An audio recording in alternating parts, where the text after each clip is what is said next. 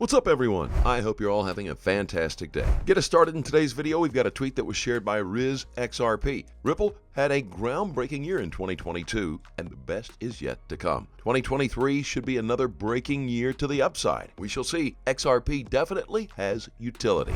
To some degree, a crypto winter that, as you just suggested, has changed in tone from how the last Davos, in terms of just, there was a lot of hype, a lot of noise around all things crypto at the last Davos, and I think seeing the change, and I actually think it's a really healthy change, that there's more focus on utility. Are these technologies that are solving real problems?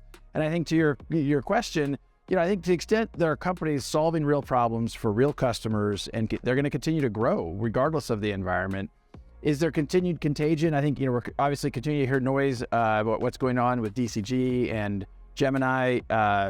Hard to know. It sounds like that could work out in a constructive way. I think all of this has not been great for crypto at large. But again, if you just focus on companies that are solving real problems, certainly Ripple had a record 2022. We'd rather see crypto do well at large, but we had a great year, signed up more and more customers and more volume going through our payment rails.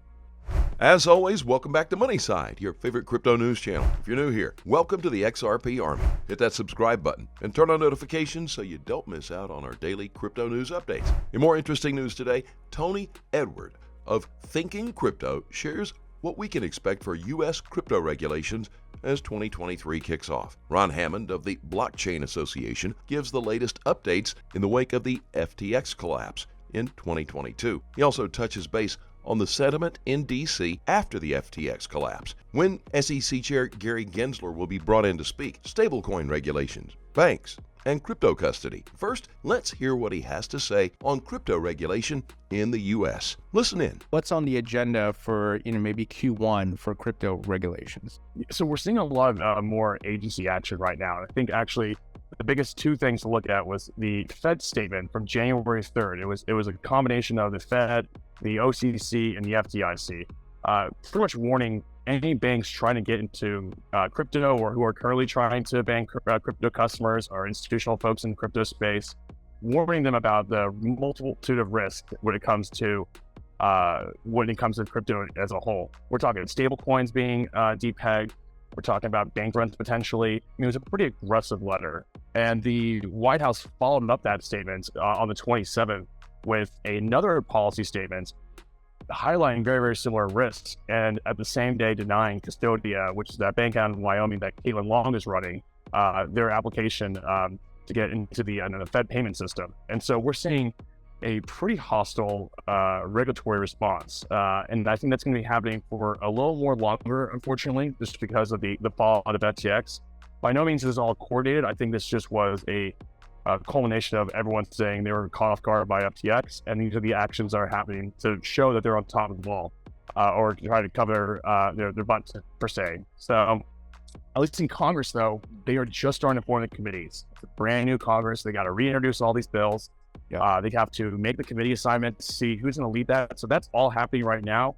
A lot of it's happening on the House side. The Senate should be this week or next week. So it's a little slow, but we are going to get into crypto very, very soon with hearings starting next month. In more interesting news today, we have the Real Studio Blue with some very exciting updates. Now, according to Putin, we have seen the loss of trust on the dollar, euro, and pound. Step by step, we are moving from those unreliable, compromised currencies. At the end of the day, they are all pushing for the same agenda, which is the new money and new system. XRP, the standard. It's time we trade our paperbacks in for the new world currency, XRP. We have seen the loss of trust in the dollar and the euro and the pound as the currencies in which you can carry out transactions, hold deposits or assets. And that is why step by step we are moving away from the use of these unreliable, compromised currencies. And incidentally, even the US's allies are decreasing the assets denominated in dollars steadily. That is what the statistics tells us. The volume of transactions in dollars and the assets, everything is being decreased. In more exciting news today, we've got a tweet that was shared by Rise XRP. He shares some of the famous quotes that we've heard throughout the journey to the new world currency. These are not things we can just overlook, as they do carry some meaning. The train has left the station. Rosie Rios. Transparency is our friend. Brad Garlinghouse. We're here to make a dent in the universe. Naveen Gupta. Can't be cheap. David Schwartz. Universal Ledger Intergalactic Currency. Greg Kidd. And as we approach the end of today's video, we've got another update shared by 801 XRP. Cecilia Skingsley, head of BIS Innovations Hub. I think standards obviously is a key feature here, that in early days we agreed on same standard, preferably one service payment provider is allowed access in one country, also gets access in other countries. Let's be patient. Great things are coming. It has all been cooking behind closed doors. Payment market and ask themselves, are we doing this for our citizens in a way that is safe, is efficient, but also inclusive? It needs to work for everybody. Or is there a need for an overhaul of the infrastructures in a way that improve the meeting of these objectives? And I think standard features in any country going forward are infrastructures like a fast payment systems and digital IDs, identifications. And then on a global scale, we need to think about how to connect the countries. And in my personal view, choosing between costs and speed, I think costs is the most important thing to address. But if we on the public sector side manage to provide the private sector side with enough competition, I think it will both solve both things, push costs, but also have nothing against speed. That will be improved as well.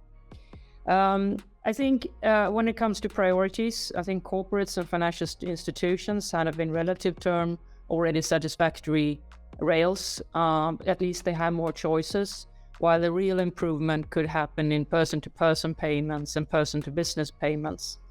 And when it comes to wholesale CBDC, I think that could be a possible solution, or one of the solutions, but it's not the solution. It's not the objective that we get it to at any price. And I think there is a number of important steps that can be taken in the building blocks that has been outlined. And one first step could be for central banks to allow for broader access to their settlement systems and also longer opening hours. I think standards obviously is a key feature here, that we at early days agree on the same standard, and preferably that one payment service provider, if that is allowed access in one country, it would also get access to operate in other countries. So being bold, being persistent, and being patient, I think, are the things we had to be on both the public and the private side. I think it's building infrastructures that are the key feature for us on the public side to do, but also regulate and supervise the private sector in a way that meets the objectives that we want to achieve. And I'll stop there.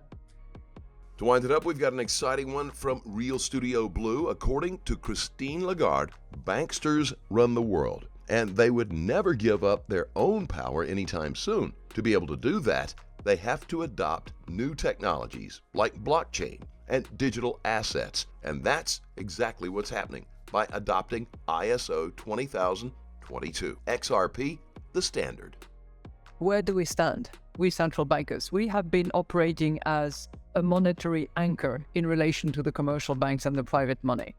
If we are not in that game, if we are not involved in experimenting, in innovating in terms of digital central bank money, we risk losing the role of anchor that we have played for many, many decades.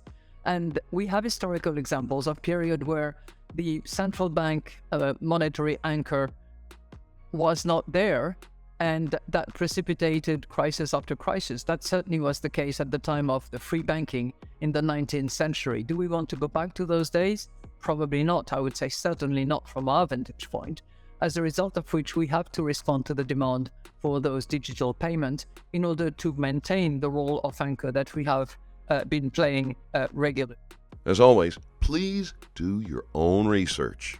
And always trade safely, guys. Please keep in mind we're not a licensed financial advisor. All the videos on this channel are intended for entertainment purposes only. You can let us know what you think in the comment section below, and let's start a conversation. Thanks as always for watching. Couldn't be here without you. Don't forget to like this video, and please click on that subscribe button. And be sure to turn on notifications, that way you get posted when we put up new content. Look forward to seeing you next time here on Money Side.